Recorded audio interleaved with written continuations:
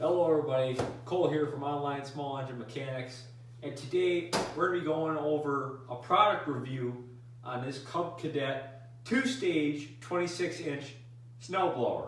I'm going to be going over what I like about it, what I don't like about it, and if you should buy this snowblower if as a residential user or commercial. So that's what we're going to be doing in this video, so stay tuned. So this snowblower is brand new. It doesn't have more than an hour on it. As you can see, there's no rust in this bucket whatsoever, even on the scraper blade or the skid shoes. It's all in real nice shape. Tires are even got the little rubber piece on them. So this thing's not been used a whole lot. So let's go over the pros first, and then we'll go over the cons. So what do I like about this snowblower? There's a few. I like that this has got a metal chute. A lot of these MTDs have plastic chutes that are not put on the bucket very good and can fall right off or break. So that's a nice design. I like the metal chute and it's quality. It's not junk. So that's a good chute. I like that. I do like these tires. These tires are nice. They're not small, they're big, so you got good traction. And like I said, not been used a whole lot, so it's got plenty of tread on the tires. I do like this new design that MTD came out with for the Cub Cadets with these HID lights. They used to have LEDs in them, and now they got HIDs in them, which are much brighter and better to see in snow conditions. Coming at the back of it, these are becoming pretty standard now. This transmission brake to assist with steering, that's become pretty standard on these, and that's a nice feature. I use a really old Craftsman snowblower, doesn't have that, so when these come in, I do like that feature. It's easier to yank them around the yard and whatnot. This is one of my favorite features right here, the old-fashioned crank. Now what y'all might be saying is, Cole, why do you like the crank so much? Well, on these newer MTD snowblowers, they got the quick stick, and MTD's quick stick is terrible. It slips, and then when it slips, you gotta take this assembly apart and drill a hole in it. Now I got another Cub Cadet with the quick stick in it that I'll show you what I mean if you don't know what the quick stick looks like on this snowblower. So here's what the quick stick looks like on this other Cub Cadet that I got. I got this one for free, and this is pretty similar to the other one. It's a little bit smaller, but it is a good snowblower too for the residential user. It's got the transmission brakes too, and this quick stick right here. Now when you turn this gets stuck. And then you gotta go down there and drill a hole and remove that top bolt right there. And now this one's got the plastic chute too. So this one could be at risk for cracking or falling off that cheap auger bucket. So that's what I have to say about this one. And I also like this new layup we got up here as far as speed goes. That's just real nice, no issues. And then that is for the pitch of the chute. So that's real nice and easy to move around. But yeah, I definitely do like this crank chute, and it's not that hard to turn. So if you've got a bad shoulder, this ain't gonna hurt you. You're not over here cranking away. So this is that's a good design up on top. All right, now we're gonna be going over what I don't like about this snowblower, and the main thing is that right there, that engine. I don't like this engine one bit. Now this is an overseas engine. It says Cub Cadet on the recoil. So if you're going to buy this and they tell you it's got a Cub Cadet engine on it, made in the USA, they're lying to you. This engine's made in China. This is put on all the other MTD snowblowers out there, Troy-Bilt, Yard Machines, Craftsman, Troy-Bilt, whatever. Put on every other every other snowblower you can imagine. And these are, like I said, made in China. The metal is cheaper, and everything is made out of plastic on here. Now, these run when these work. Yes, they got plenty of power, but they don't last as long as, say, a Briggs & Stratton or a Tecumseh.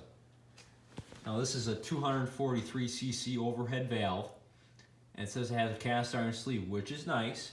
However, like I said, the metal is not as strong as U.S. metal because it's overseas, and overall, there's a lot of common problems with these engines, which I'll go over as well. One common problem is this recoil. These recoils snap all the time. That's what happened on that other Cub Cadet I showed you with the quick stick. That recoil snapped. This rope that they sell it to you with is cheap. Same with this handle. This handle's super cheap. So if you ever have to replace the rope on one of these snow blowers, I'd put a Tecumseh handle on here. That's quality plastic, and I've never had one break on me before. I do like that it's got electric start, but that's more or less kind of standard now. Let's see what else. Oh, carburetor. Carburetor on this engine, right there. These are notorious for the needle and seats leaking and putting all kinds of gas into the crankcase over time. That's the main reason why I don't like this engine. Because then you don't know it, and it's smoking. People think it's got bad piston rings. No, it's just got gas in the crankcase. However, if you leave it like that, it's not good for the engine. So that's all I got to say about this. Oh, and leaky valve covers. I've seen a lot of leaky valve covers on these Cub Cadets. That's another common problem on these things. See, I keep finding problems because there's so many problems with these junk overseas engines. Coils go out. These coils have gone out several times. I've had to replace those. Another thing, even though I was just saying how much I like this crank, I am not a fan of this so-called cable. I don't like that. It's all rubber. Could easily break. Could easily twist off. And all that's keeping it in is a cotter pin. If we're gonna put a crank in here, why not just make a whole bar to spin it? I don't get that. Like Toro does. Toro's got a quick stick too. And Toro's quick stick has just got a bar.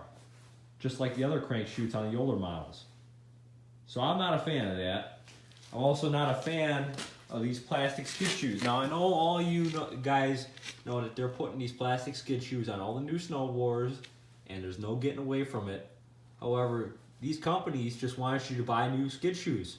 They want more money, and it's more of a hassle for people who are not mechanically inclined. Now, the older snowblowers had metal skid shoes, and I've never had to replace mine ever. Now, you probably get, as a residential user, you'd probably get 2 or 3 years out of these skid shoes before you got to replace them, which is fairly decent for plastic skid shoes. But that's something I don't like, but I know it's becoming more common. Something I just noticed right now, and this is driving me crazy, is this.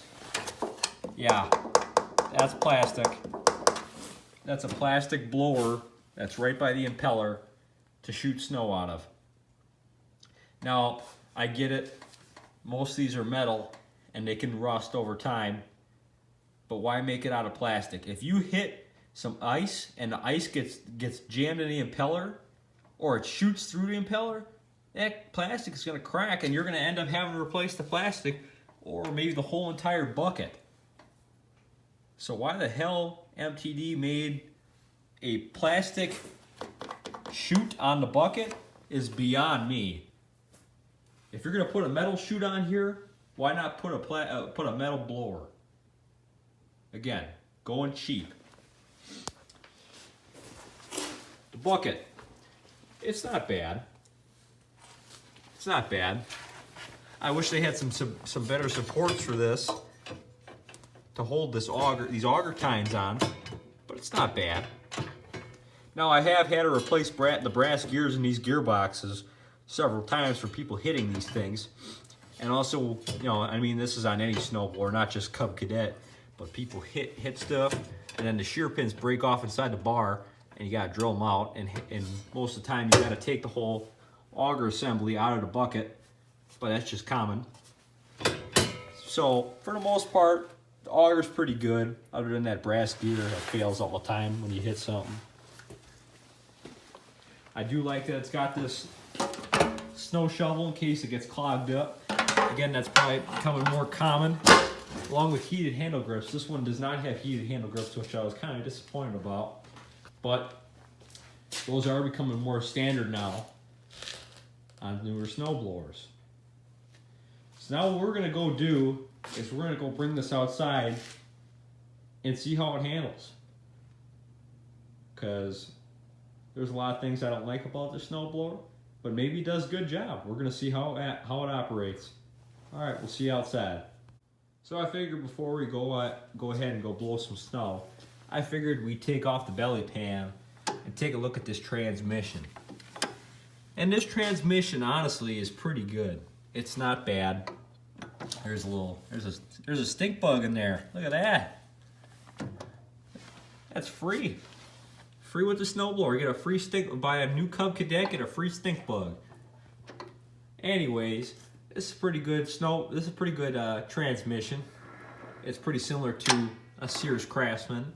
I do like that these have got metal gears on them. These are cast iron gears. And that friction disc seems pretty solid. It's not terrible. I wish they put some grease on these, but I get it over time the grease does harden up and then it doesn't spin over very good. So I understand why they don't put grease in there.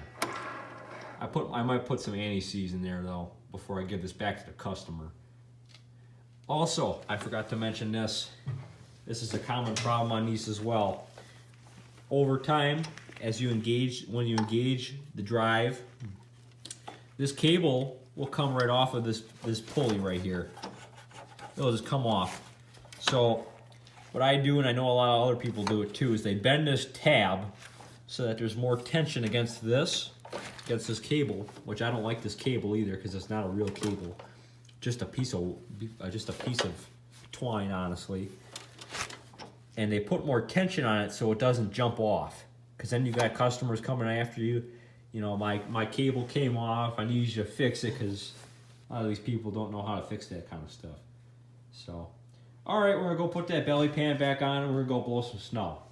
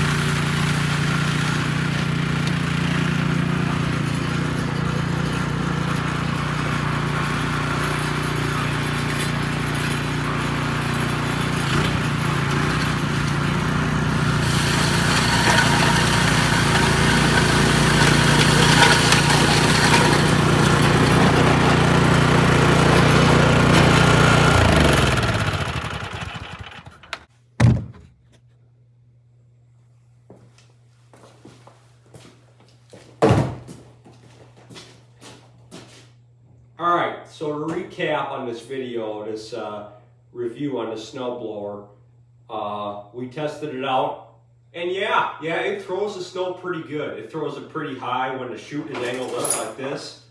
It throws it pretty good. It throws it pretty high, pretty far, and it does run pretty good. The reason I have this snowblower isn't because The customer who owns this machine, this is not my machine, I'm not sponsored by Cub Cadet, nor do I want them to sponsor me, is because it would only run on choke, and we ended up having to put a new carburetor in it because when I did clean it, it would not stop surging. And I had cleaned it in the ultrasonic cleaner, and that didn't do anything either. So we went with a $35 replacement, and that did the trick just fine. But that is also a common problem on these, is the surging. Usually you can clean carburetors on these machines. Sometimes, that's the key word right there. Sometimes you can clean the carburetors, sometimes you have to replace them. And I tell you, these are a pain in the butt to replace, because there's a giant shaft that goes to the choke knob, and you have to pretty much bust that out in order to put it back into the new carburetor, and that's just kind of a hassle. So, like I said, I'm not a fan of this unit. I personally would not buy this unit nor recommend anybody to buy this unit. However, if you like Cub Cadet or you like MTD, go ahead and buy one of these Cub Cadets. That's up to you. Just, if you're going to buy one of these from a box store like Home Depot or Lowe's, get the extended warranty, because you don't want to have a mishap like this guy did, who did buy a warranty and ended up paying me to fix it. So that's what I got to say on this Cub Cadet. Again, I don't like all the plastic. It does start good and it does run good. It's got plenty of power. Again, just don't like that it's made, a lot of this stuff is made in China. And but overall, if I had to rate this machine out of 10, I give it a 3.5. And that's the only thing I do like about it, is that these HID lights, like I stated before, I like that it throws pretty good. It throws it pretty far. And that's about it, honestly, on in this Chute crank. But honestly, I don't have much to say about this thing. If this were my unit, I'd probably convert the motor over to a Briggs & Stratton or a Tecumseh, because I don't like this engine. I just don't like it at all. I don't like it. But yeah, that's what I got to say on the Cub Cadet. So if you're thinking about buying this, watch this video and decide if you want to buy one of these or not. They're about $1,500 at a Lowe's or a Home Depot, and you can make the decision for yourself. If you don't like one of these, go buy a Toro. Go watch my video that I did last year on the Toro Power Max 826 2-stage snowblower. That thing's a beast, man. I still have that unit. I love that unit. That thing does a great job. So if you want a quality snowblower, go buy yourself an Aaron's. Go buy yourself a Toro. Them are good snowblowers. And I do like these. I do like them. The only thing I do have good to say about MTD is, if you're going to go buy an MTD, go buy an older one. The ones from the 90s and the early 2000s are the best models you could buy, because they're solid metal with the good cast iron sleeve Tecumseh engines, or the Briggs engines, whatever is on them. So I'm getting off topic now, but thank you for watching this review on the snowblower. Hopefully you learned a couple things that you don't notice when you're going to buy one of these snowblowers. So thanks for watching. Please consider subscribing, like, comment if you have any questions or video suggestions for the future, and I hope to see you in the next video. Cole out.